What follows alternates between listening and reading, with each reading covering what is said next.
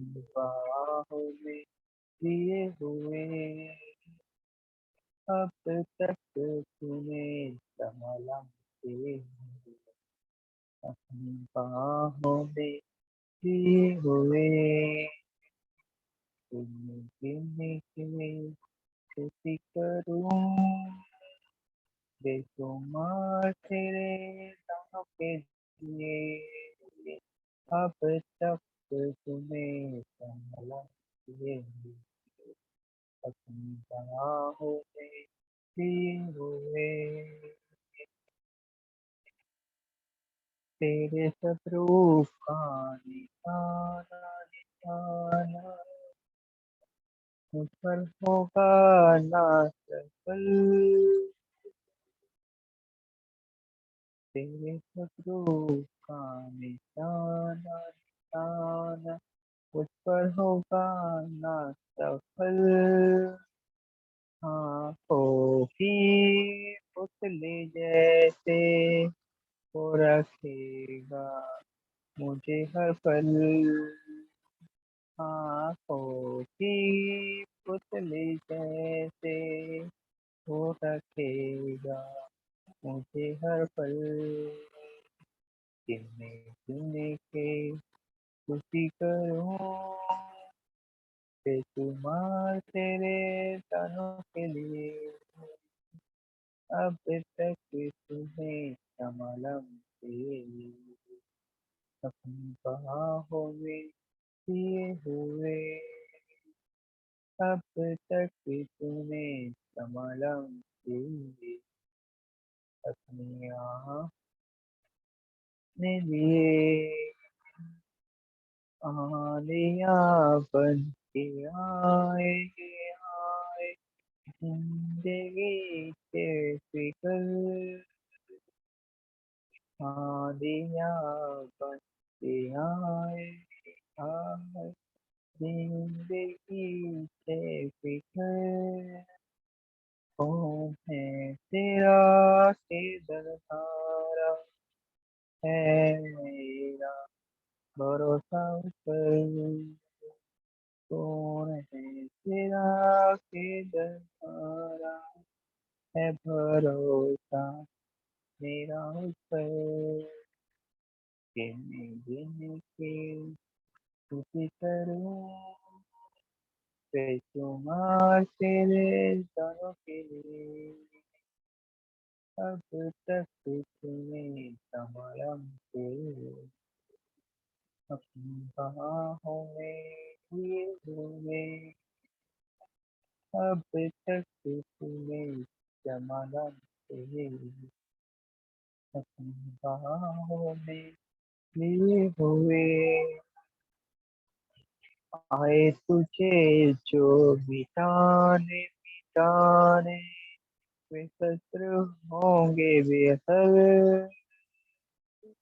आए तुझे जो मिटाने मिटाने वे शत्रु होंगे बेअसर तेरा रखने वाला तुझे पर रखता है अपनी नजर तेरा रखने वाला मुझ पर रखता है अपनी नजर के खुशी करो बेशुमार तेरे तानों के लिए अब तक तूने संभाला मुझे अपनी बाहों में लिए हुए अब तक तूने संभाला मुझे अपनी बाहों में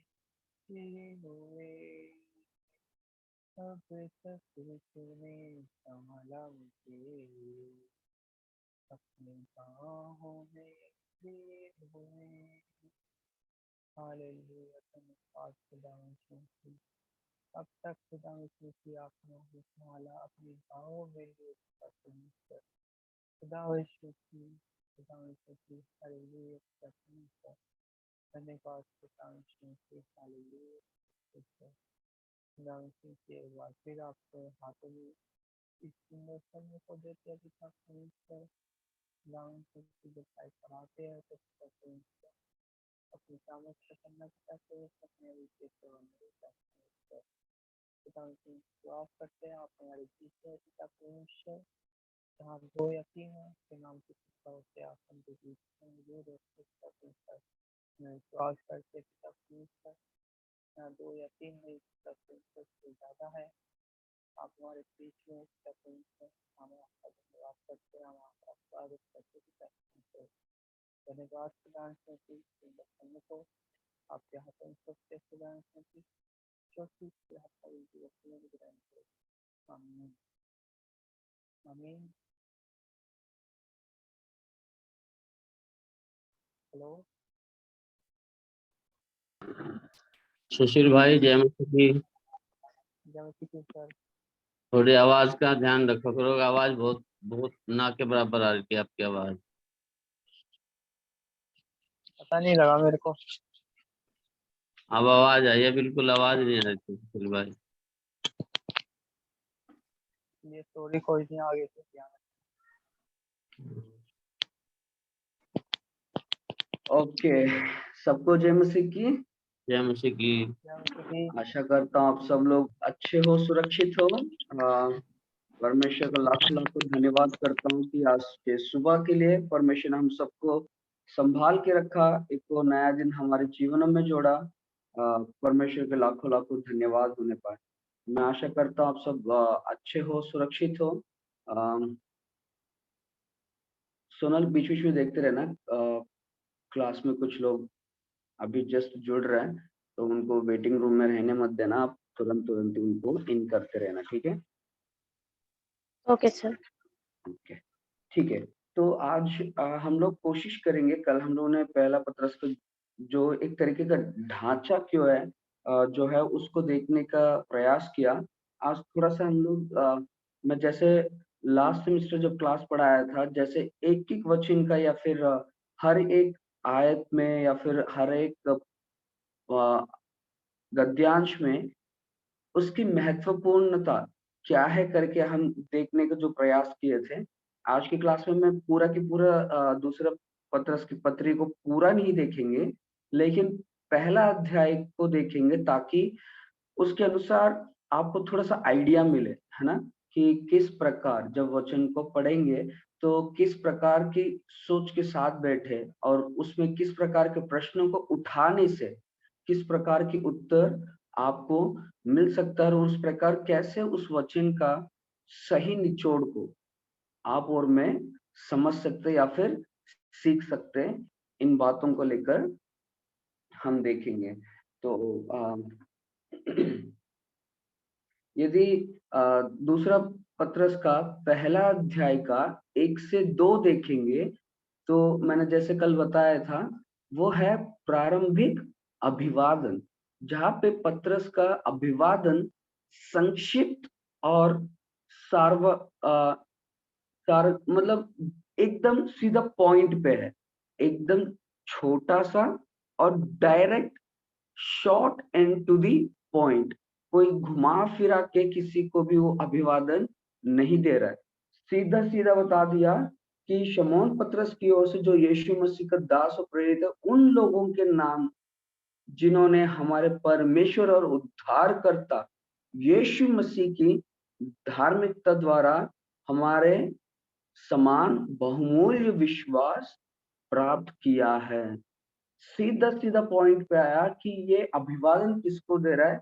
जो विश्वासी है यीशु मसीह की धार्मिकता के द्वारा हमारे समान बहुमूल्य विश्वास को प्राप्त किया है। वह अपनी और अपने श्रोताओं की पहचान करता है और एक आशीष को उनको प्रदान करता है। यदि हम सिर्फ प्रारंभ की अभिवादन को देखेंगे तो वहां पर हम 2 चीजों को पा सकते हैं। पहला है पत्रस का अभिवादन संक्षिप्त और सीधा पॉइंट पे है और वह अपनी और अपने श्रोताओं की पहचान करता है और एक आशीष को उनको प्रदान करता है। ठीक है, उसके बाद यदि हम इंग्लिश में, किसी के पास इंग्लिश बाइबल है? सबसे पहले सब वीडियो ऑन करिए जल्दी।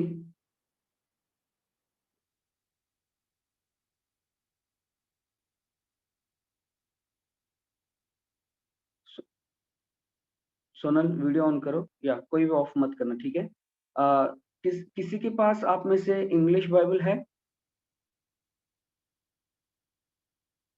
मेरे ख्याल से संदीप भाई के पास है। या एक बार पहला अध्याय पहला वचन का उस पहला शब्द को पढ़िए।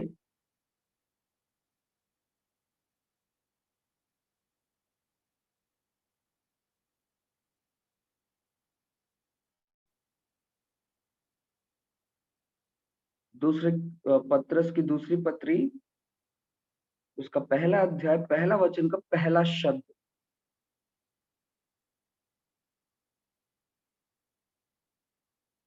Second Peter chapter 1 verse 1।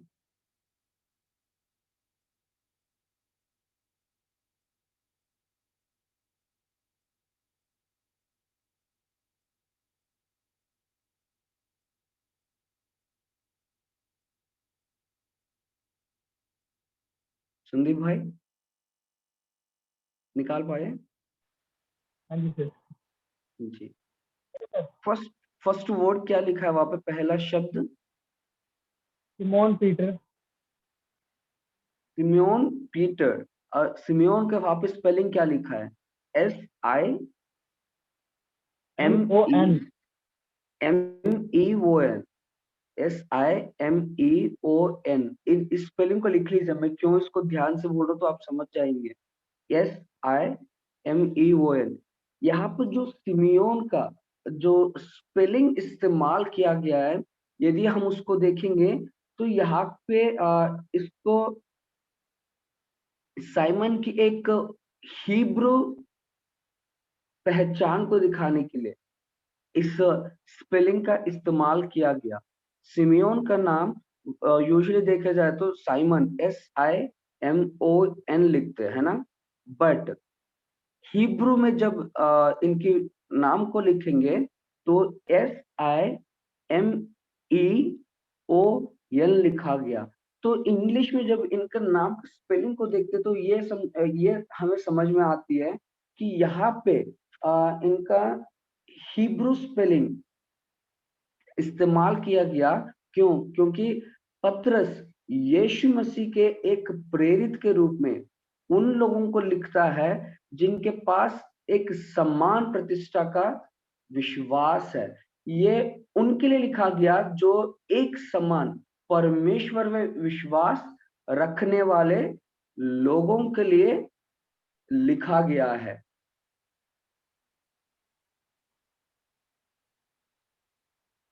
समझ में आ रहा है आपको?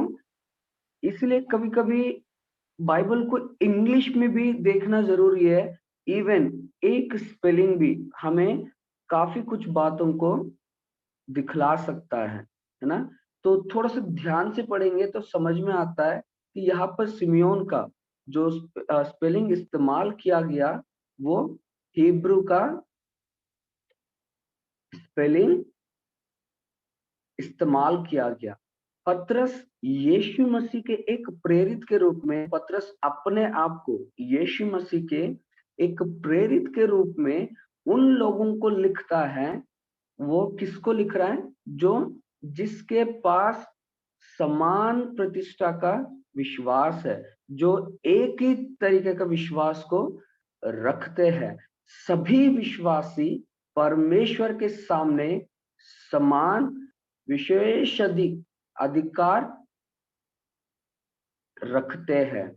इससे क्या दर्शाता है कि सभी विश्वासी, जो कोई परमेश्वर में विश्वास करते हैं, वो सब परमेश्वर के सामने एक ही समान विशेषता को रखते हैं। यह स्थिति हमारे परमेश्वर और उद्धारकर्ता यीशु मसीह की धार्मिकता के द्वारा पूरी हुई है।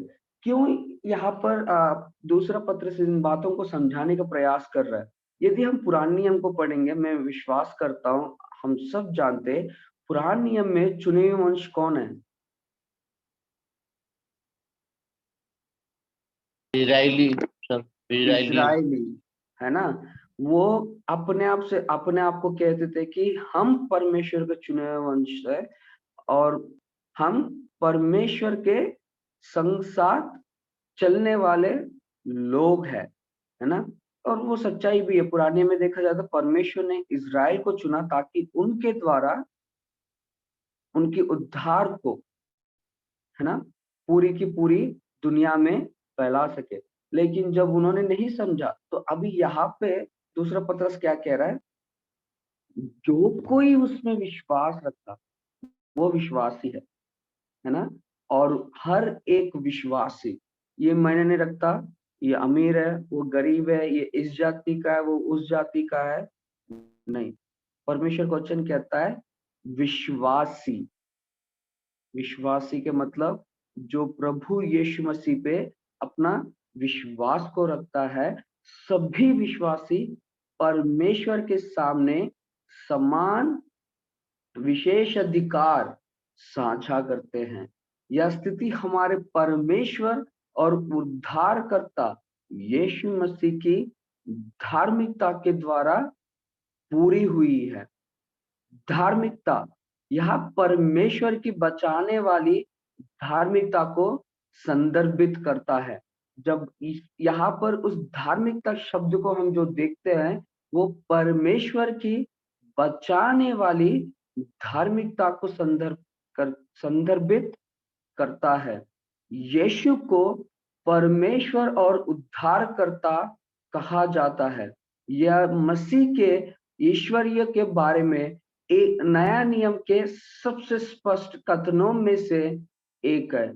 यदि आप तीतुस 2:13 को पढ़ेंगे तो आप इस बात को समझ सकते हैं कि यह मसीह के ईश्वरीय के बारे में नए नियम के सबसे स्पष्ट कथनों में से एक है।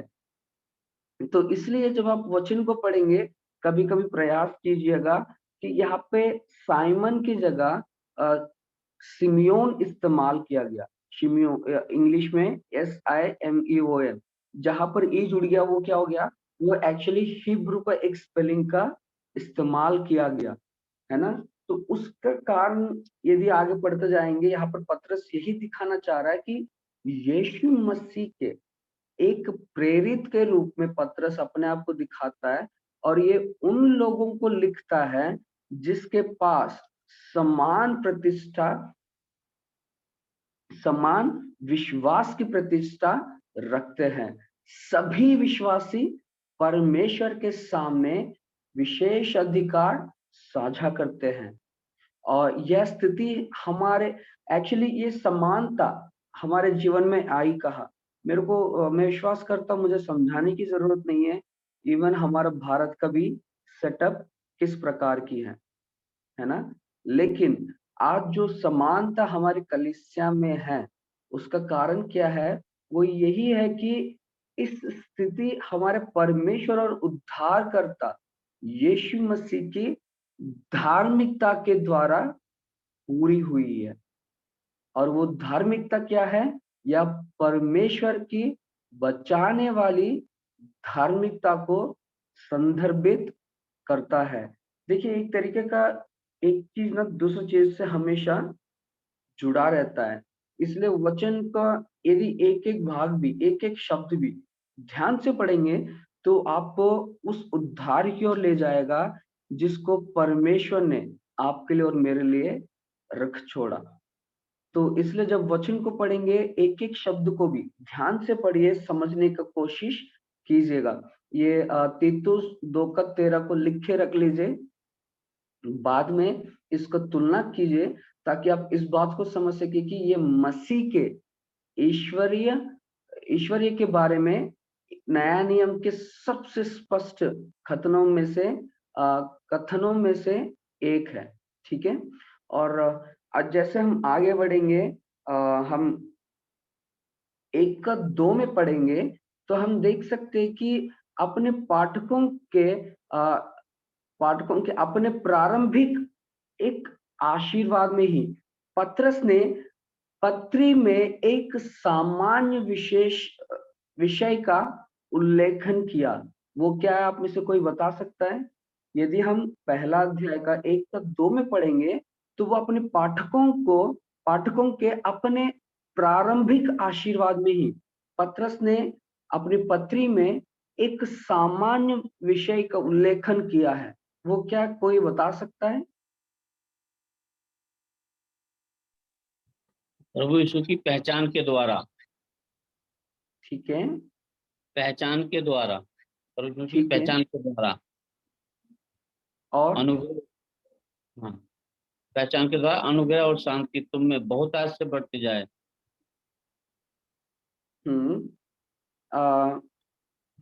हिंदी में मैं एक बार पढ़ता हूँ ताकि मेरे साथ साथ सोचना, यहाँ पर कौन से ऐसा एक विषय है जिसका उल्लेखन यहाँ पर लेखककार आपके लिए मेरे लिए करना चाह रहा है।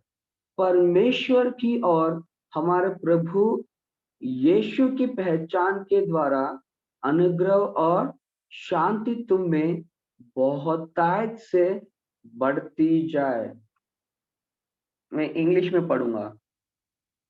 May grace and peace be multiplied to you in the knowledge of God and of Jesus our Lord। भाई संदीप के पास इंग्लिश बाइबल है तो उसमें देखिए, यहाँ पे इन्होंने क्या लिखा है, प्रभु यीशु की पहचान, लेकिन इंग्लिश बाइबल में लिखा हुआ है कि ये प्रभु यीशु मसीह का ज्ञान, in the knowledge of God and of Jesus our Lord.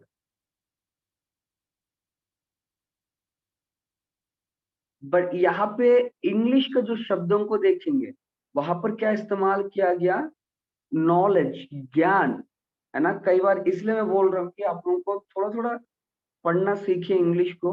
कई बार होता क्या कि अनुवाद करने में कई जगहों में जो शब्द मूल भाषा से इन्होंने जो अनुवाद किए, वो जिस प्रकार ट्रांसलेशन होना चाहिए उस प्रकार का ट्रांसलेशन कई जगहों में नहीं है, तो कई जगहों में उत्तम रीति से भी हुआ है।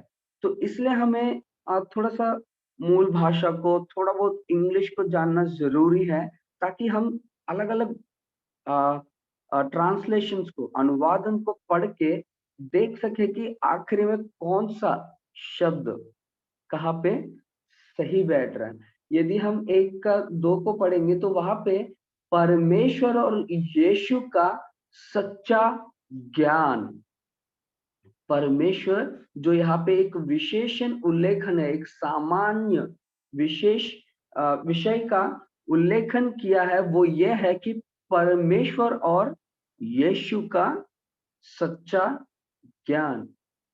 यह पद मसीह के ईश्वरीय की ओर भी इशारा करती है।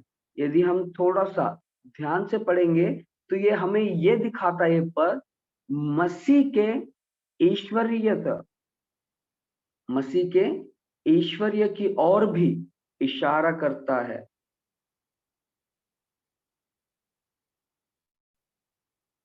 इसलिए हमें वचन को थोड़ा सा ध्यान से पढ़ने का और थोड़ा सा समझने का प्रयास करना बहुत जरूरी है। यदि अभी मैं कह रहा हूं कि पर यीशु मसीह की ईश्वरीयता की ओर भी इशारा करता है, कैसे बोल सकते हो उस बात को?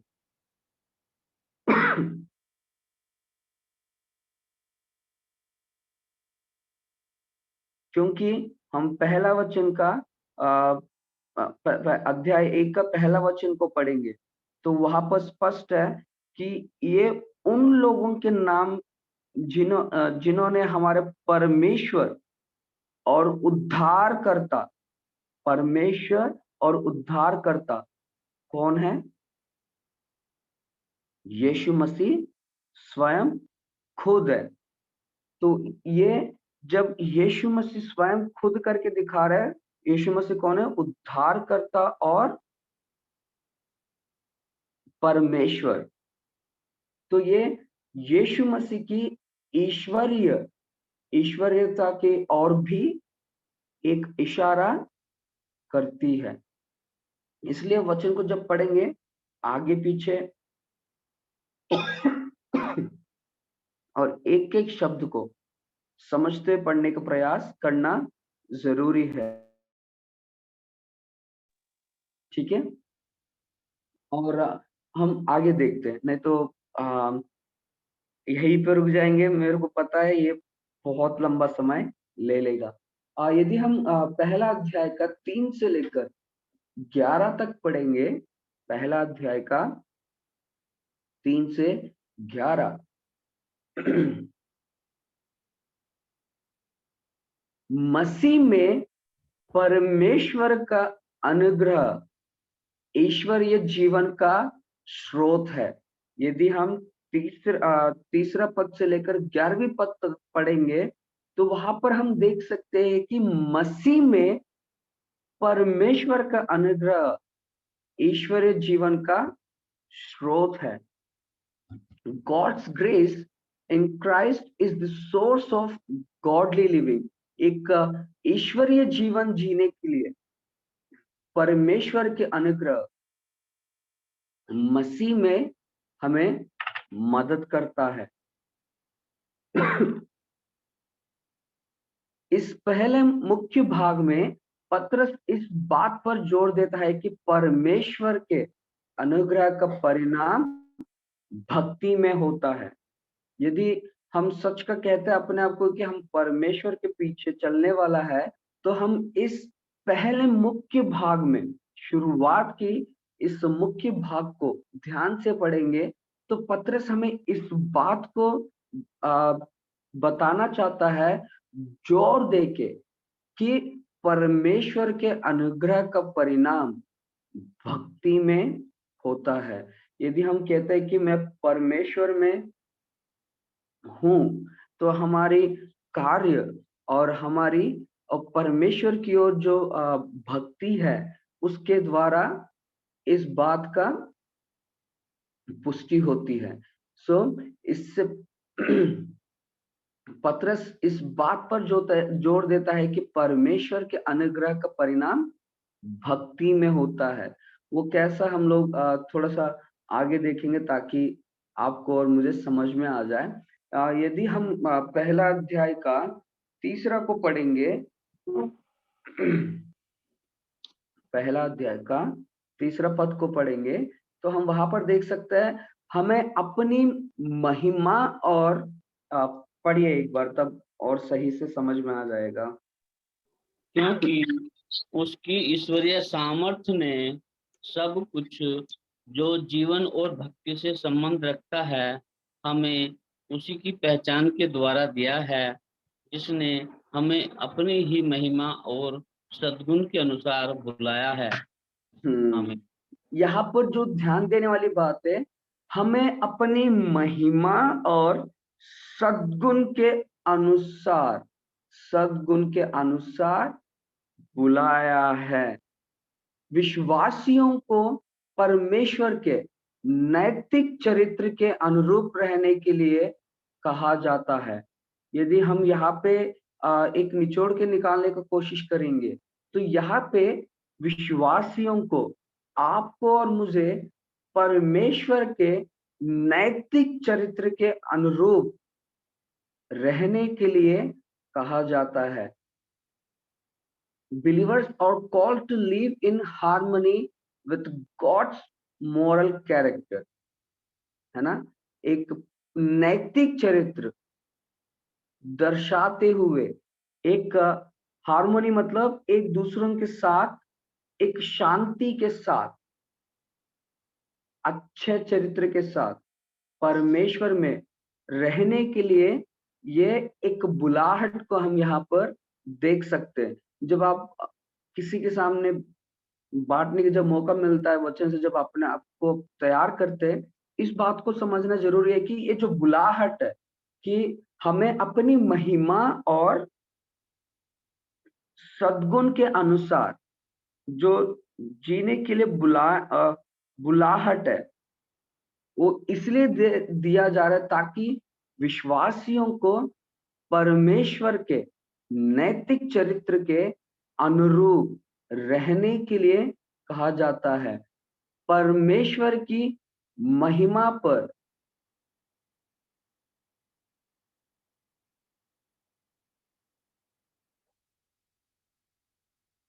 यदि हम यूहन्ना 1:14 को पढ़ेंगे तो वहां का टिप्पणियों को देखेंगे तो हम समझ पाएंगे, जिसके कंपैरिजन हम लोग रेवलेशन प्रकाशित वाक्य का 21 का 23 से करेंगे तो आप इन बातों को और भी समझ पाएंगे। यूहन्ना 1:14 को प्रकाशित वाक्य 21 का 13 से तुलना करें तो आप इन बातों को और भी स्पष्ट से समझ पाएंगे।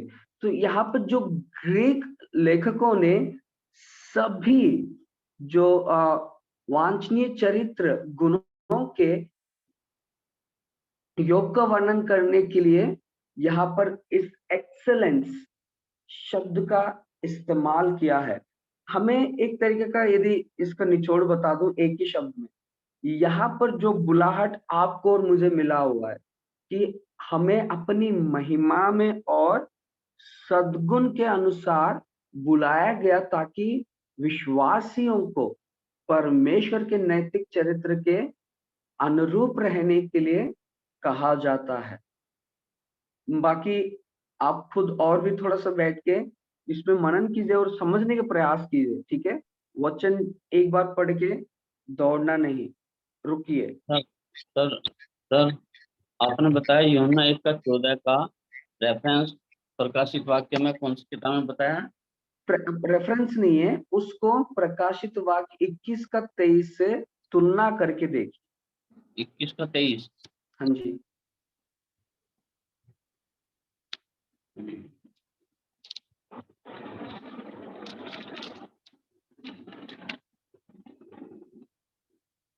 अब हम आगे बढ़ के यदि चौथा पद को देखेंगे, जिसके द्वारा उसने हमें बहुमूल्य और बहुत ही बड़ी प्रतिज्ञा दी है, ताकि इसके द्वारा तुम उस सड़ाहट से छुटकर जो संसार में बुरी अभिलाषाओं से होती है, ईश्वरीय स्वभाव के समभागी हो जाओ।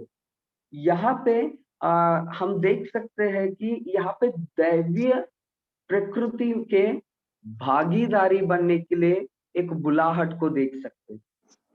दैवीय प्रकृति के भागीदारी बनने के लिए एक बुलाहट को आपको और मुझे दिया जाता है। यदि विश्वासी कभी भी परमेश्वर का हिस्सा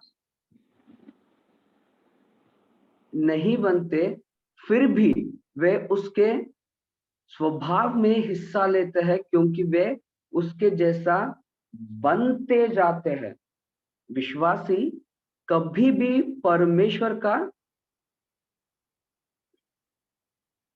हिस्सा नहीं बन पाते, फिर भी वे उसके स्वभाव में हिस्सा लेते हैं, क्योंकि वे उसके जैसा बनते जाते हैं। इसलिए यहाँ पे एक ईश्वरीय एक स्वभाव के समभागी होने के लिए एक बुलाहट को, एक भागीदारी बनने के लिए एक बुलाहट को हम 1:14 पद में देख सकते हैं।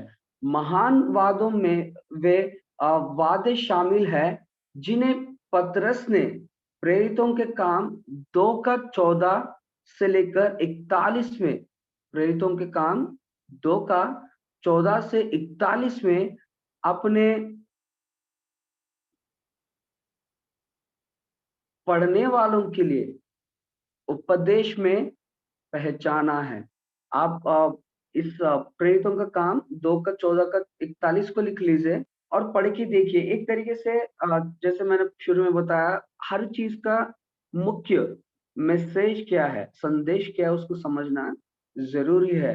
यदि 1:4 को पढ़ेंगे तो वहां पे एक दैवीय प्रकृति में भागीदारी बनने का बुलाहट को हम देख सकते हैं, है ना।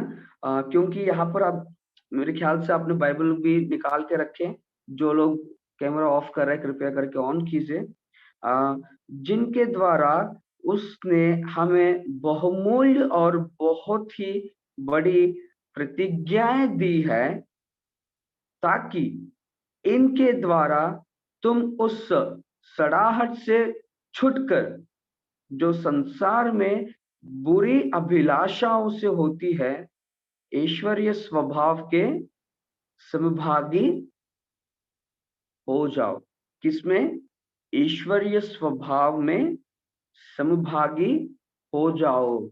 यहाँ पर एक बुलाहट है कि एक दैवीय प्रकृति में भागीदारी लेने के लिए।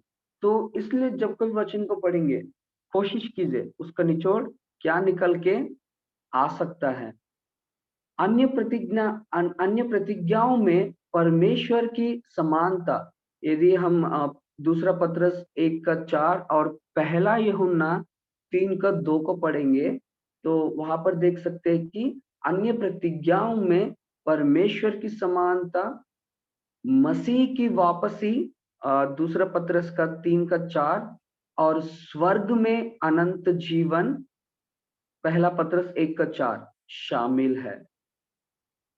अन्य प्रतिज्ञाओं में परमेश्वर की समानता दूसरा पत्रस 1:4 और पहला यूहन्ना 3:2, मसीह की वापसी दूसरा पत्रस 3:4 और स्वर्ग में अनंत जीवन शामिल है जो पहला पत्रस 1:4 में हम देख सकते हैं।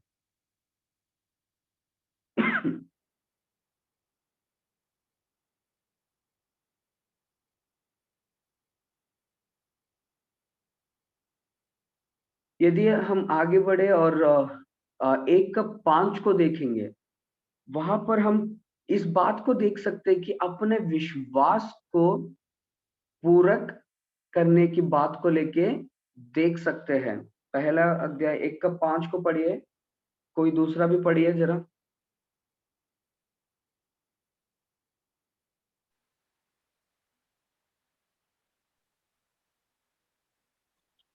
इसी कारण तुम सब प्रकार के यत्न करके अपने विश्वास पर सद्गुण और सद्गुण पर समझ और समझ पर बस संयम।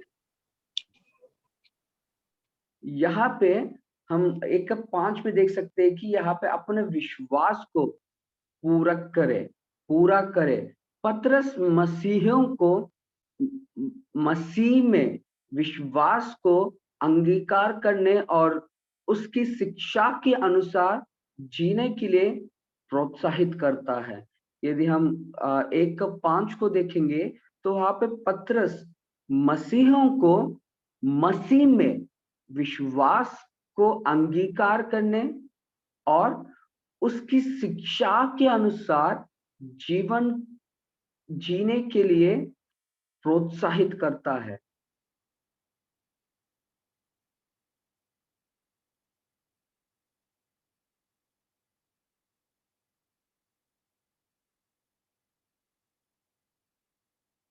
ठीक है, 5 में हम क्या देख सकते हैं?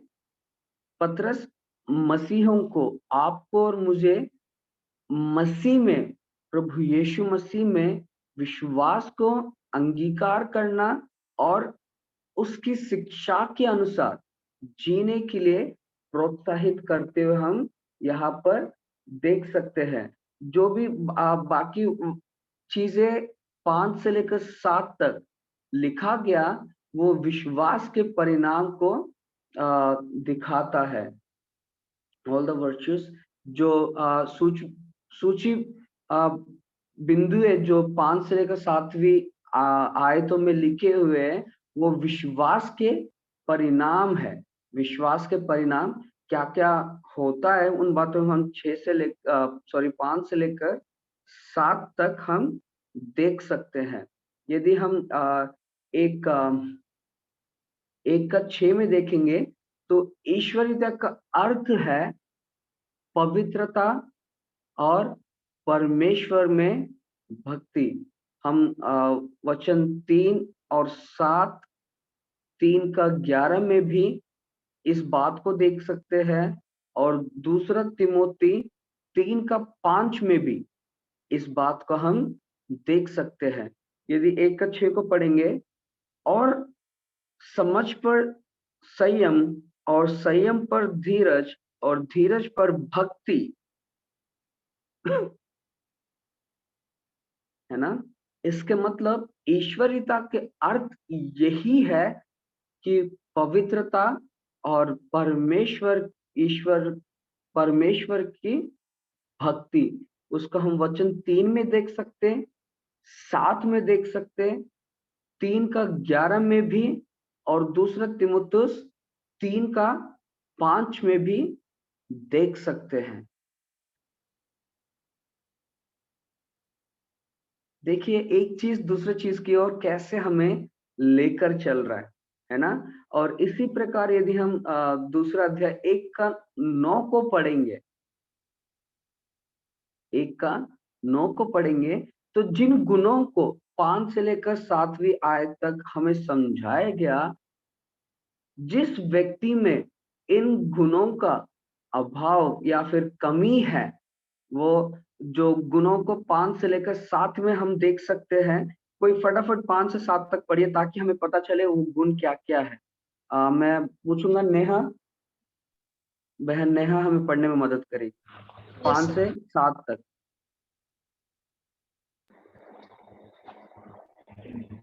इसी कारण तुम सब प्रकार का यत्न करके अपने विश्वास पर सद्गुण और सद्गुण पर समझ, और समझ पर संयम, और संयम पर धीरज, और धीरज पर भक्ति, और भक्ति पर भाईचारे की प्रीति, और भाईचारे की प्रीति पर प्रेम बढ़ाते जाओ।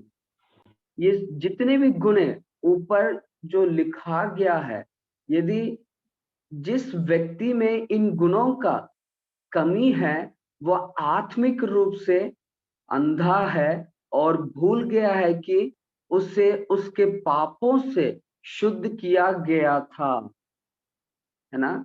1 का 9 को भाई नितेश वचन 9 को पढ़ना। क्योंकि जिसमें ये बातें नहीं है कि कौन अंधा सी है, बातें? जिनको हमने 5 से लेकर 7वीं पद में देखे थे, उन बातें जिसके अंदर नहीं है। हाँ पढ़िए। क्योंकि जिनमें ये बातें नहीं है वो अंधा है और धुंधला देखते हैं, और अपने पिछले पापों के धुंधलाकर धुलकर धुलकर शुद्ध होने को भूल बैठे हैं। वचन बहुत स्पष्ट है कि जो कोई ऊपर जो 5 से लेकर 7 तक जिन बातों को लिखा गया है, उनको जो भूल गया या फिर जिसने ये बातें नहीं जान पाई, वो कौन है? अंधा और धुंधला देखता है और अपने पिछले पापों से धुलकर शुद्ध होने को भूल बैठा है। तो यहाँ पर बहुत ही स्पष्ट है कि ये जिस व्यक्ति ने इन गुणों को रखा ही नहीं, वह आत्मिक रूप से, यहाँ पर जस्ट जब अंधा करके लिखा है तो आंखों से नहीं वरन आत्मिक रूप से वो अंधा है और भूल गया है कि उसे उसके पापों से शुद्ध किया गया था। शायद ये एक ऐसे व्यक्ति का वर्णन करता है जिसके सफाई, है ना, हृदय का, शरीर का जो सफाई परमेश्वर ने की है, केवल बाहरी थी और वास्तव में बदले हुए हृदय से नहीं आई थी। यहाँ पर एक तरीके का उस इंसान के बारे में, उस व्यक्ति के बारे में बातचीत करा जा रहा है जिसकी सफाई, मैंने सफाई को कोटेशन में लिखा, सफाई या क्लेंसिंग इंग्लिश में कहते हैं, क्लेंसिंग केवल बाहरी थी, सिर्फ बाहर से सफाई हुई है, केवल बाहरी थी और वास्तव में बदले हुए हृदय से नहीं आई थी। एक मैं आशा करता हूं आप सबको ये बात पता है, 2 तरीके का साफ सफाई हमेशा होता है ना। यदि जो बच्चे, हो सकता है सबके साथ ना हो, लेकिन ज्यादातर जो बाइबल कॉलेजेस में पढ़ाई करते, उनके पास इतना समय नहीं होता, ठीक है, कि वो अच्छे से बैठ के नहा धो के एकदम टिप टॉप बन के क्लासेस में जा सके, क्योंकि उनकी जिंदगी, कहते हैं ना, कभी आपने सुने कि नहीं सुने पता नहीं, life is on the wheels, पहियों पर उनके जीवन बीतती है, मतलब दौड़ते रहो दौड़ते रहो दौड़ते रहो। तो वो बच्चे क्या करते हैं, कई तरीके का नहाने का तरीके बहुत है। एक है पासपोर्ट साइज बात, आपने कभी सुना पासपोर्ट साइज बात? सिर्फ यहाँ तक धोते बस, नहाना कुछ नहीं है, जाना है टैप के नीचे सर रखना, खोल दिया, हो गया नहाना धोना, कपड़ा पहनो और चल पड़ो।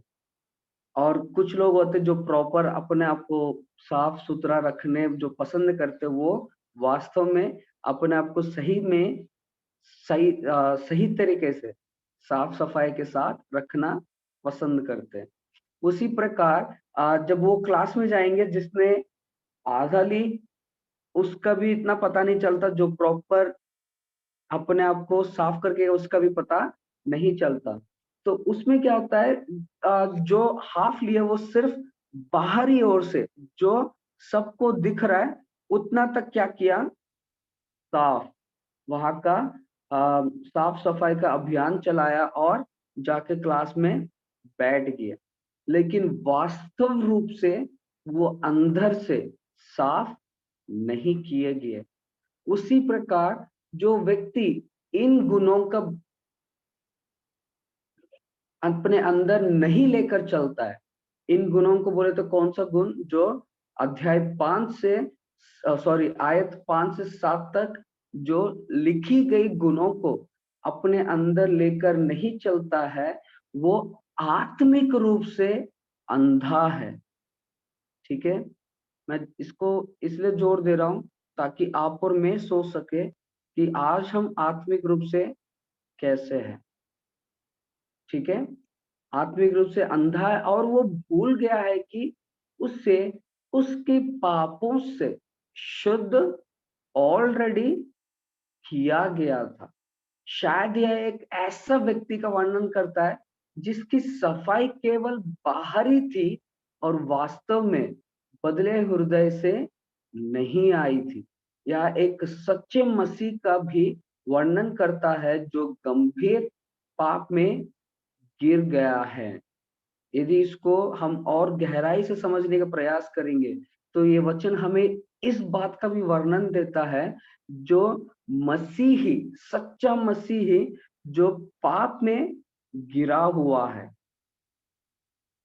आज इस वचन से हमें भी याद दिलाता, पहली बात, हम अपने आप को जो सच्चा मसीह कहते हैं, क्या आज हम अभी भी उसी पापमय जीवन को जी रहे हैं, या फिर हम सच का हृदय हमारे साफ होकर इस बात को पहचानते हुए कि हमने पहले जो कुछ भी गलतियां किया है वो माफ की गई है, तो मेरे को अब उस पुराने जीवन में नहीं जीना चाहिए। इस बात को स्मरण रखते हुए क्या हम अपने जीवन को परमेश्वर में आगे की ओर जी रहे हैं, या फिर अभी भी हम भी उस व्यक्ति के समान जो आत्मिक रूप से अंधा है, या फिर उस व्यक्ति के समान जो भूल गया है कि उसके पहले के पापों से उसको शुद्ध किया गया था। और मैं आशा करता हूँ वो शुद्धिकरण कैसे हुआ आपको और मुझे अच्छे से पता है। इसी के कारण शुरुआत में ही अपने ग्रीटिंग्स में, अपने अभिवादन में ही क्या किया, यहाँ पे पतरस ने बता दिया कि यीशु मसीह है कौन। देख रहे हो कहां से कहां पे पतरस जब अपने पत्री को लिख रहा है, कैसे एक आयत को दूसरी आयत के साथ जोड़कर अपने विचारों को हमारे सामने प्रस्तुत करता है ना। हमें शुद्ध किसने किया? प्रभु यीशु मसीह ने। और वही धार्मिकता के द्वारा हमें और भी विश्वास को प्राप्त किया गया है, ताकि हम उस पे विश्वास करने के द्वारा बचाया जाए। और उन्हीं बातों को यहाँ पर 1:9 में बता रहा है कि हम उन पुरानी शुद्धिकरण को नहीं समझ पा रहा है, नहीं स्मरण रख पा रहा है, तो हम कौन है? आत्मिक रूप से अंधे हैं। ठीक है, इसलिए जब कोई वचन को पढ़े, मैं आशा करता हूं आपको समझ में आ रहा है, किसी को कुछ कंफ्यूजन तो नहीं है, क्लियर है? कहीं समझ में नहीं आ रहा तो रोकना, ठीक है? अब हम देखेंगे 1 का 10 को, 1 का 10 को। यहाँ पर यदि हम 1 का 10 को पढ़ेंगे तो वहां पर हम देख सकते हैं कि मसीहों को अपने बुलावे और चुनाव की पुष्टि करने के लिए मेहनती होना जरूरी है। ईसाइयों को, मसीहों को अपने बुलावे और चुनाव की पुष्टि करने के लिए मेहनती होना जरूरी है। 1 का 10 को पढ़िए। इस कारण हे भाइयों, अपने बुलाए जाने और चुन लिए जाने को सिद्ध करने का भली भांति यत्न करते जाओ, क्योंकि यदि ऐसा करोगे तो कभी भी ठोकर ना खाओगे। ठीक है, ये हमें अपने मसीही जीवन जीने के लिए, यहाँ पर पतरस क्या कर रहा है? मसीहों को अपने बुलावे और चुनाव की पुष्टि करने के लिए, इसका एक कंफर्म करने के लिए हमें क्या करने की जरूरत है? मेहनत करने की जरूरत है। ऐसे नहीं कि आज हमने मसीह को जान लिया और अपने मन मर्जी का जीवन जी रहा है, कुछ भी करने के लिए तैयार नहीं है। उस प्रकार नहीं होनी चाहिए। वरन यहाँ पे जोर देकर कहता है कि तुम्हारे बुलाए जाने और चुन लिए जाने को सिद्ध करने के लिए, सिद्ध करने का भली भांति यत्न करते जाओ। यत्न करने का मतलब क्या है? हमें काम करना पड़ेगा। परमेश्वर विश्वासियों को सुसमाचार के माध्यम से विश्वास करने के लिए बुलाता है। परमेश्वर विश्वासियों को सुसमाचार के माध्यम से विश्वास करने के लिए बुलाता है। यदि हम दूसरी थिस्सलुनीका 2 का 14 को पढ़ेंगे तो वहां पर हम इस बात को देख सकते हैं कि परमेश्वर विश्वासियों को सुसमाचार के माध्यम से विश्वास करने के लिए बुलाता है, परंतु उसने उन्हें संसार की उत्पत्ति से पहले, इफिसियों 1 का 4, परंतु उसने उन्हें संसार की उत्पत्ति से पहले भी चुना। ठीक है, हमारी चुने जाने को लेकर जब पत्रस यहाँ पर लिख रहा है, इस बात का भी पुष्टि कर रहा है कि आज हमें नए तरीके से अभी की अभी बुलाया नहीं, वरन उस बुलाहट को हम दूसरा थिस्सलुनीका 2 का 14 में भी देख सकते हैं। संसार की उत्पत्ति से पहले चुना जाने को लेकर हम देख सकते हैं। दूसरी पत्रस में वर्णित मसीह सादृश्य गुणों में वृद्धि, पहला अध्याय का 5 का 7, विश्वासियों को बढ़ता हुआ विश्वास दिलाएगा कि परमेश्वर ने वास्तव में उन्हें बुलाया और उन्हें उद्धार के लिए चुना।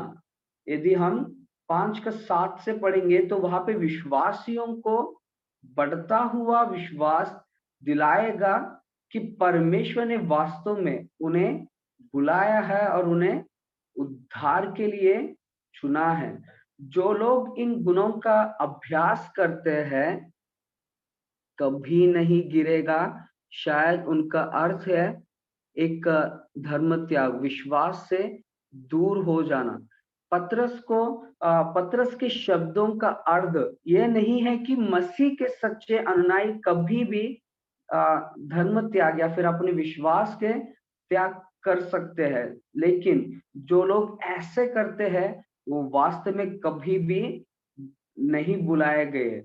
एक बात को समझना पड़ेगा कि यहाँ पर दोनों तरफ देखना जरूरी है कि विश्वासी को जब बुलाया गया इसका मतलब ये नहीं है कि कभी भी कोई चुनौती हमारे सामने नहीं आएगी और जब वो सामने आएगा तो हम अपने विश्वास को त्याग दें, वरन हमें अपने विश्वास में दृढ़ बना रहना बहुत जरूरी है।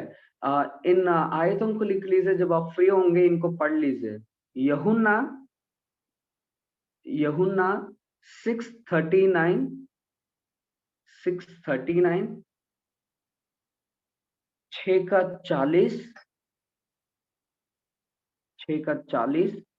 10:26 से 29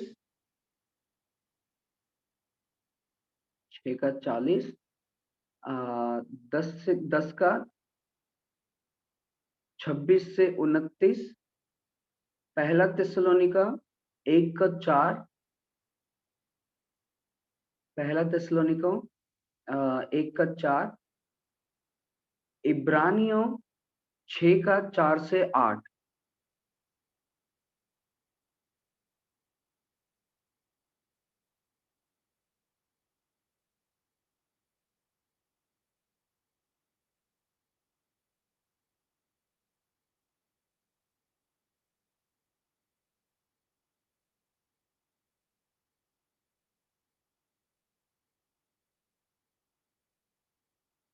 ठीक है, यहाँ पर एक तरीके से देखेंगे, जो अपने विश्वास को त्याग देते हैं, जो अपने विश्वास से पीछे हट जाते हैं, उनके बारे में पतरस कहता है कि वो लोग कभी भी ना कभी बुलाए गए, ना कभी वो चुने गए हुए लोग है करके बताता है, जिसके बारे में हम यदि जो वर्सेस को मैंने अभी आपको बताया, यूहन्ना 6:39 और 6:40 10:26 से 29 पहला थिस्सलुनीका 1:4 इब्रानियों 6:4 से 8 को पढ़ेंगे तो वहां पर और भी ज्यादा आपको इस बात की पुष्टि मिल जाएगी।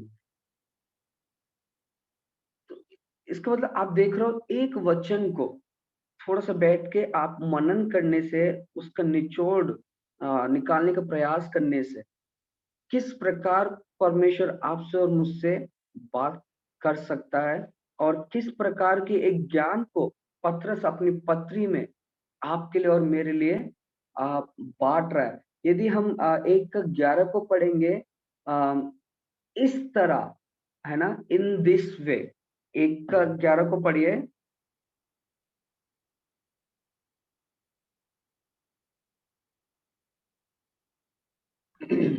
वरन इस रीति से तुम हमारे प्रभु और उद्धारकर्ता यीशु मसीह के अनंत राज्य में बड़े आदर के साथ प्रवेश करने पाओगे। इस रीति से, यहाँ पर जो शब्द का इस्तेमाल किया, इस रीति से, अर्थात उन बातों को करने के द्वारा जिनका उल्लेखन 5 से लेकर 10 में करता है, भरपूर प्रदान किया जाएगा। कुछ जो बाइबल के टिप्पणी करण है, वो सोचते हैं कि समृद्ध इस जीवन और स्वर्ग में आशीष और प्रतिफल की मात्रा को इंगित करता है। यहाँ पे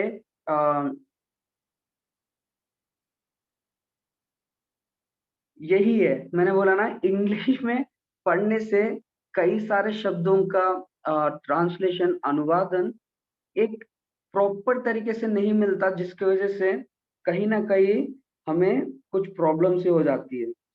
यहाँ पे इंग्लिश में इस प्रकार है, for in this way there will be richly provided for you an entrance into the eternal kingdom of our Lord and Savior Jesus Christ।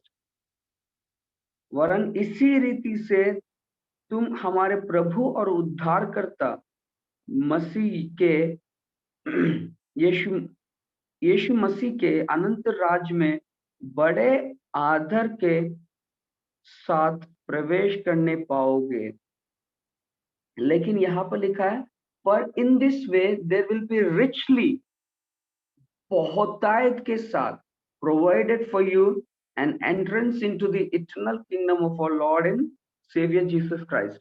जो लोग थोड़ा बहुत अंग्रेजी पढ़ना जानते हैं, जो वचन को पढ़ने बैठेंगे, हिंदी बाइबल के साथ साथ इंग्लिश भी लेकर बैठिए, ताकि और भी कुछ बातों को आप क्लियर स्पष्ट से समझ सके। यहाँ पे जो इस रीति से जो शब्द का इस्तेमाल किया, अर्थात उन बातों का वर्णन के द्वारा जिनका उल्लेखन हमने 5 से लेकर 10 में करते देखा, वो एक भरपूर प्रधान को दर्शाता है। ठीक है। दूसरे सोचते हैं कि जो बाइबल के टिप्पणीकार है वो इस प्रकार सोचते हैं कि अनंत जीवन दृष्टि में प्रतिफल भी है। अनंत जीवन के प्रतिफल दृष्टि से देखें तो उसमें प्रतिफल भी है। इस प्रकार यदि आप आगे एक एक वचन को लेके पढ़ना शुरू कीजिए, जिससे आपको बहुत सारी बातें स्पष्ट होना शुरू होंगी। यदि अध्याय 1 का 18 में देखेंगे, हमने खुद सुना 1 का 18 में, तब हम उसके साथ पवित्र पहाड़ पर थे और स्वर्ग से यह वाणी आते सुनी। यहाँ पे खुद सुनने के जो बात को दर्शा रहा है ना, हमने, तब हम उसके साथ पवित्र पहाड़ पर थे और स्वर्ग से वो वाणी आते सुनी। इसका मतलब जो खुद सुना, उस बात को जब हम देखेंगे, पतरस इस बात पर जोर देता है कि वह और याकूब और यूहन्ना रूपांतरण के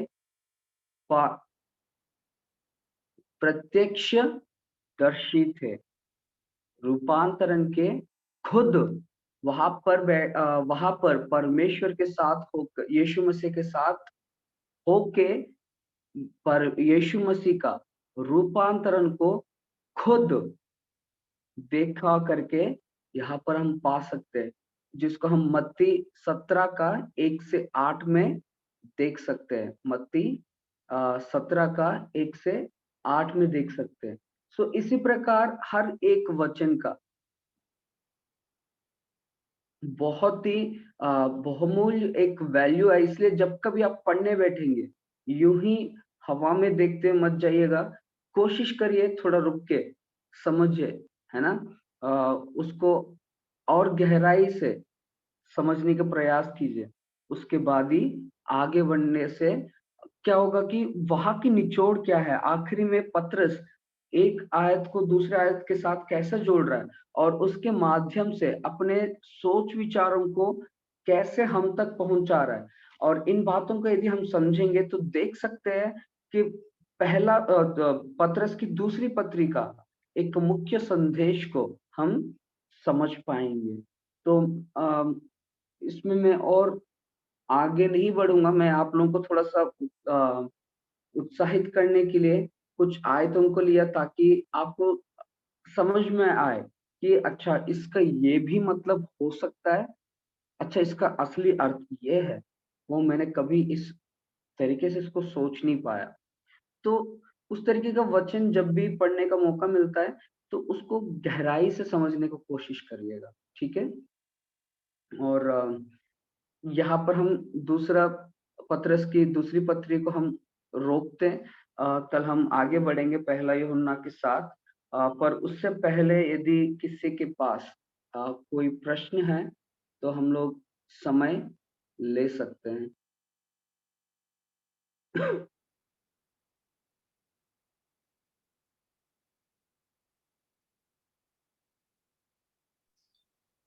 जय मसीह की सर। जय मसीह की। सर आज जो आपने पढ़ाया है थोड़ा सा कंफ्यूजन है, तो आप आज का वीडियो लिंक में डाल देंगे सर?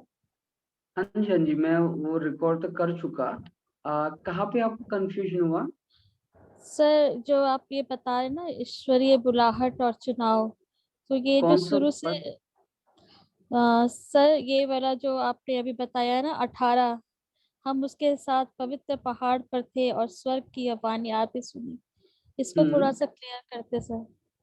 इसमें ये था कि जब प्रभु यीशु मसीह का रूपांतरण हुआ, वो रूपांतरण के समय पे प्रभु यीशु मसीह कहाँ पे थे? आप अपने आप को अनम्यूट कीजिए। पहाड़ पर थे सर। पहाड़ पर थे, इसके मतलब वो सबसे हटके एक एकांत की जगह में गया, और वो अकेले नहीं गया, वो अपने साथ साथ किस किस को लेकर गया? पतरस, याकूब, पतरस, यूहन्ना। याकूब और यूहन्ना। यूहन्ना। हाँ, तो उस बात को यहाँ पर लेकर आकर जब पतरस अपनी पत्री को लिखता है तो इस बात की पुष्टि करता है कि मैं जब इस पत्री को लिख रहा हूँ या जो भी बातें इसमें समझाने का प्रयास कर रहा हूँ, तो मैं कोई बाहर का इंसान नहीं हूँ, या फिर मैं वो नहीं हूँ कि यीशु मसीह के द्वारा किसी से सुना हो या फिर यीशु मसीह के बारे में कहीं पढ़ा हो और उसके बाद लिख रहा हूँ। नहीं, ये पत्रस वो पत्रस है जो प्रभु यीशु मसीह को रूपांतरण होते हुए अपने खुद के आंखों से देखा हुआ चेला है। जी। तो उस बात को हम मत्ती यदि 17 का 1 से 8 को पढ़ेंगे तो वहां पर हम देख सकते हैं।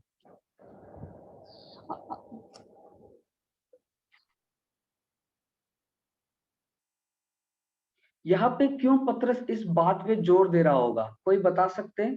कि हमने खुद सुना और हमने खुद देखा, इस बात पे क्यों जोर देना चाह रहा होगा? उससे विश्वास में दृढ़ बने, विश्वास से डगमगाए ना, कि जो बातें हैं वो सत्य हैं, मतलब विश्वास में। एग्जैक्टली, क्योंकि मैंने शुरू में ही आप लोगों को बताया था ये पत्री किस समय पे लिखा गया, किसके लिए लिखा गया? जब, बताइए। एशिया माइनर में जो तितर बितर होकर रह रहे थे, हाँ, और वो उस समय क्या हो रहा था?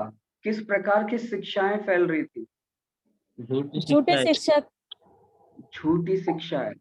उस समय पे पत्रस प्रयास कर रहा है कि जो इस पत्री को पढ़े उनको हिम्मत दे सके, उनको हियाव दे सके, उनको बता सके कि तुम इन झूठे शिक्षकों से बच के रहो। इसके बाद जब हम पहला यूहन्ना से पढ़ना शुरू करेंगे तो आप समझ पाएंगे, वहां पर इवन इतना तक होने लगा कि कई झूठे शिक्षक ये तक बोलना शुरू किए कि कभी प्रभु यीशु मसीह आए ही नहीं, कभी उनको सूली पे चढ़ाया नहीं गया, कभी वो जी तक नहीं उठे।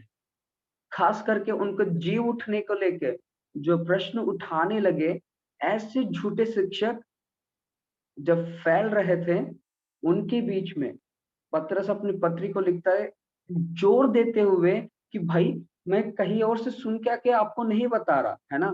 आज जैसे आप और मैं, हम क्या कर रहे हैं, यानी तो वचन से पढ़ के, यानी तो कहीं से सुन के हम यीशु मसीह को ग्रहण किया या यीशु मसीह के बारे में जान पा रहा है और उनके बारे में पहचानने का प्रयास कर रहे हैं हम। लेकिन पतरस वो नहीं है जो इधर उधर से सुना हो, वरन वो है जो प्रभु यीशु मसीह के संग साथ चला। रूपांतरण के समय पे वो पूरा बड़ी सी भीड़ को बुला के उनके सामने रूपांतरण को प्रत्यक्ष नहीं किए, वरन सिर्फ 3 जनों को चुना था, याकूब, यूहन्ना, पतरस।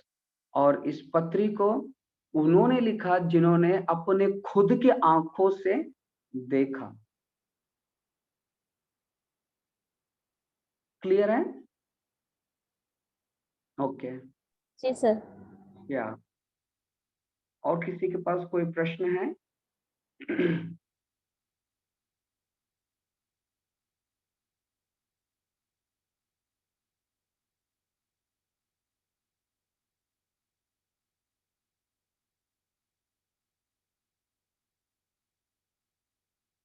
पता है, प्रश्न नहीं का मतलब 2 कारण हो सकता है, यानी तो सब समझ आया, नहीं तो कुछ समझ नहीं आया। सर, हाँ जी, हाँ जी।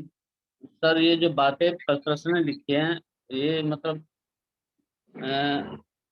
60, 63, 62 साल बीत चुके हैं इन बातों को, जब प्रभु मसीह का रूपांतर हुआ, और 62 साल बाद लिख रहे हैं। तो ये बातें मसीह के विशाल समुदाय को लिखी कि ये बातें उनके सामने तो हुई नहीं जिनको लिख रहे हैं, ये हम्म। रूपांतर हुआ मसीह का। ये तो पतरस के सामने हुई है, 60 साल बाद दोहरा रहे हैं उस बात को, ये पक्का करने के लिए कि ये वास्तव में सच बात है सब। ये मतलब झूठी शिक्षाओं पर ध्यान ना दो, एग्जैक्टली। कि हम गवाह हैं। क्योंकि हाँ 60 साल का समय बहुत होता है, 60 साल में मतलब सब कुछ भूल जाते हैं लोग बाग। एग्जैक्टली। तो इसको मैंने जैसे आपको शुरू में ही बताया था, पतरस लगभग लगभग अपने जीवन के अंतिम दिनों में इस पत्री को लिखा। तो इस बात को साझा करता है कि वो लोगों को विश्वास में दृढ़ बने रहने के लिए और झूठे शिक्षकों से, झूठी शिक्षाओं से अपने आप को दूर रखने के लिए पतरस ने इस पत्री के द्वारा हम सबको यही बात सिखाने का प्रयास कर रहा है। एक्चुअली इसमें कुछ तत्व है जिनको आप जानेंगे तो अच्छा है। पहला तत्व है कि सामना मौत का सामना करना पड़ रहा है, फेसिंग डेथ। जैसा कि पतरस ने यह दूसरा पत्र लिखा, जाहिर तौर पर वह जानता था वह जल्द ही मर जाएगा। अब मैं इतना बड़ा स्टेटमेंट बोल रहा हूँ और वचन के अनुसार ना हो तो मैं भी गलत ठहरूंगा। पहला अध्याय 14 पद को पढ़िए, 1 का 14।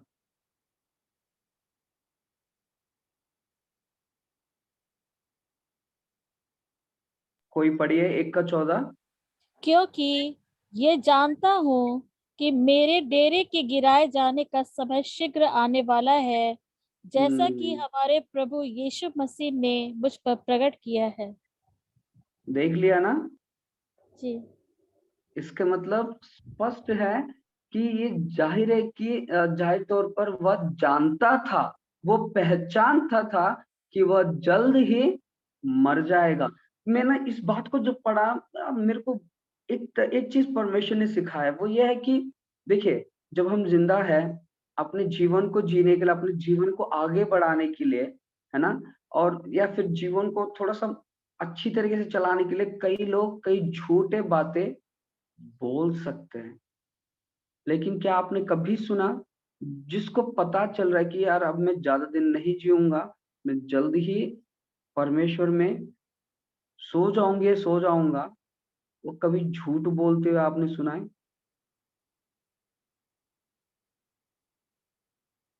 और पतरस की दूसरी पत्री में पतरस खुद कहता है कि मुझे पता है, मैं जानता हूं कि मैं जल्द ही, एक चालू भाषा में बोले तो, मर जाऊंगा। उस समय पे जब इस पत्री को लिखता है पतरस, तो क्या आपको और मुझे कोई शक है कि इसमें जो बातें लिखी गई उसमें कुछ झूठ हो? है ना? इसलिए मैंने बोला हर एक वचन का एक एक शब्द को ध्यान से पढ़ेंगे तो वो वचन आपसे बहुत बहुत शक्तिशाली से बात करेगा। 64वीं ईस्वी पूर्व में रोम की महान आगे के बाद ईसाइयों के उत्पीड़न के दौरान ये शायद शहीद हो गए थे। यदि हम देखें तो 64 ईस्वी पूर्व में रोम की महान आग के बाद ईसाइयों के उत्पीड़न के दौरान वह शायद शहीद हो गए थे। इसको जानने के लिए पहला पत्रस 4 का 12 को देखिए तो आपको एक अंदाजा मिलेगा। पहला पत्रस 4 का 12।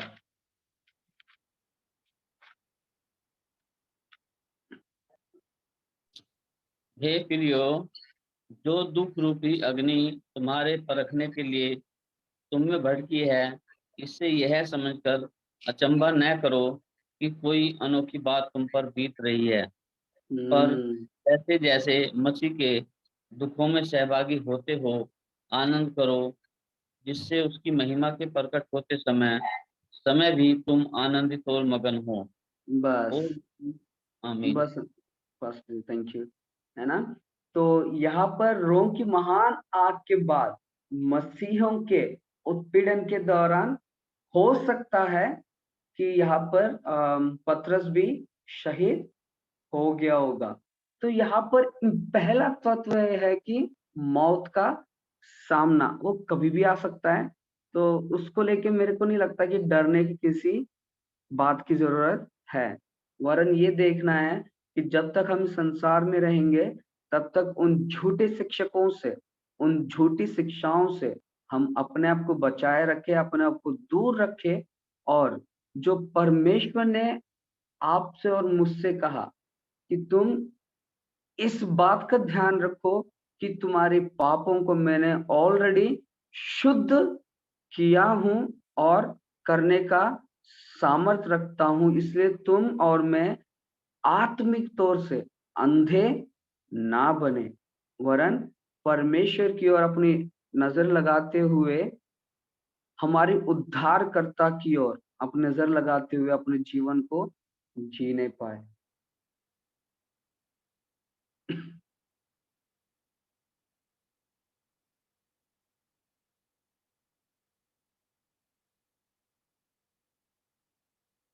मैंने एक और तत्व को भी लिखा हूं,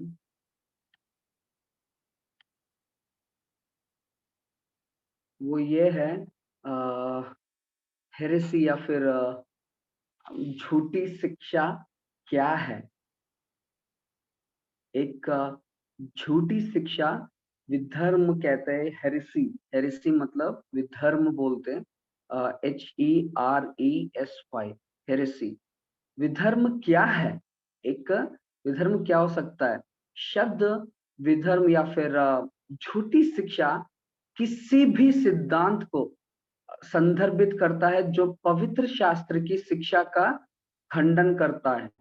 एक हेरेसी, इंग्लिश में झूठी शिक्षा को हेरेसी कहते हैं। ये जो शब्द हेरेसी है, किसी भी सिद्धांत को संदर्भित करता है जो पवित्र शास्त्र की शिक्षा का खंडन करता है।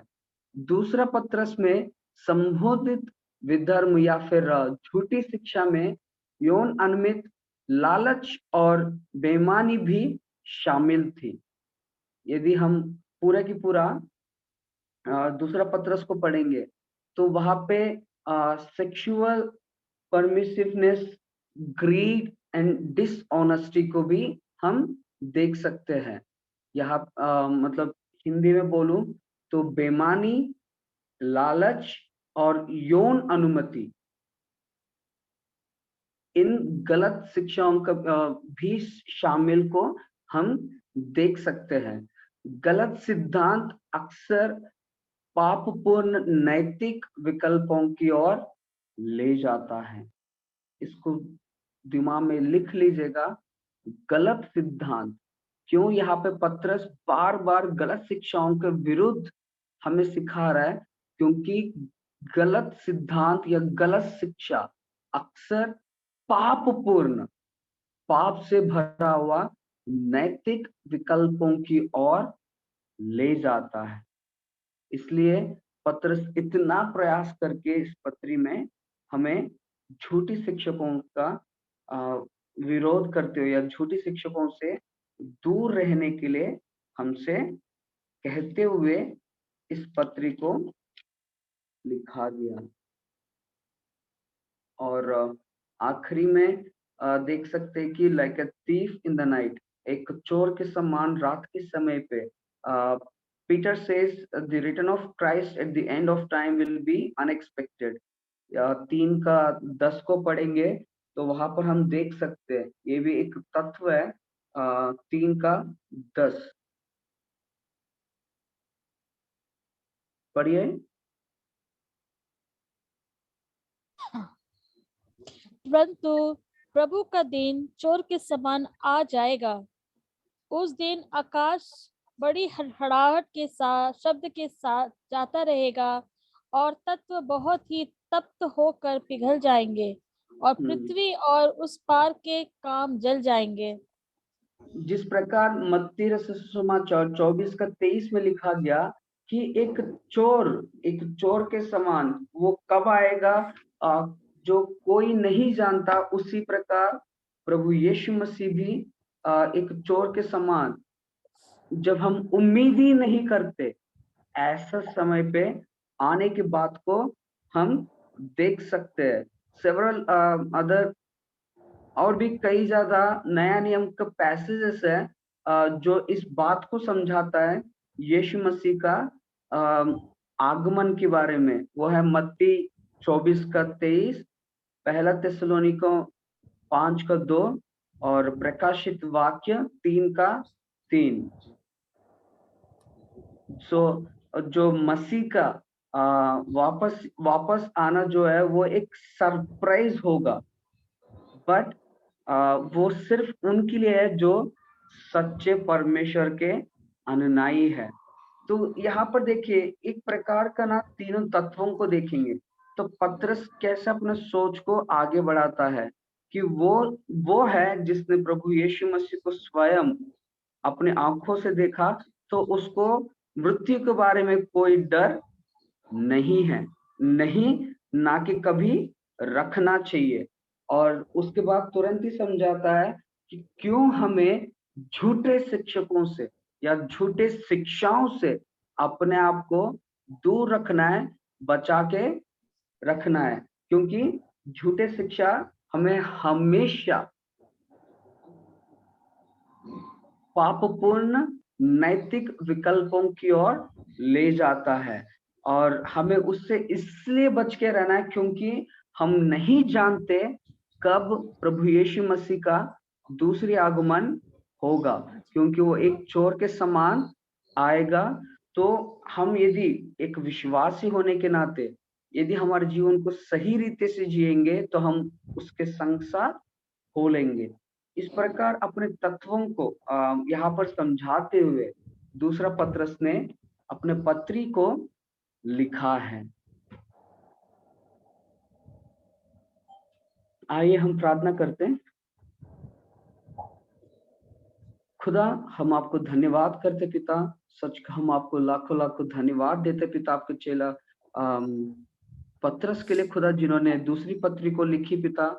जिस प्रकार हमने दूसरे पतरस में देखा पिता परमेश्वर कि खुदा वो मृत्यु कभी भी आ सकती पिता, लेकिन पिता हम कभी भी उन झूठे शिक्षकों में या उन झूठी शिक्षाओं में पिता ना पड़ जाए, जिसके द्वारा पिता परमेश्वर अक्सर उसका परिणाम पाप से भरा हुआ जीवन जीना पिता परमेश्वर होता है खुदा। वो ऐसे जीवन को खुदा कभी भी हमारे जीवन में आने मत दीजिए खुदा, ताकि खुदा जब आप दोबारा बादलों पे आएंगे खुदा, हम आपके संग साथ होने वाला होने पाए पिता परमेश्वर।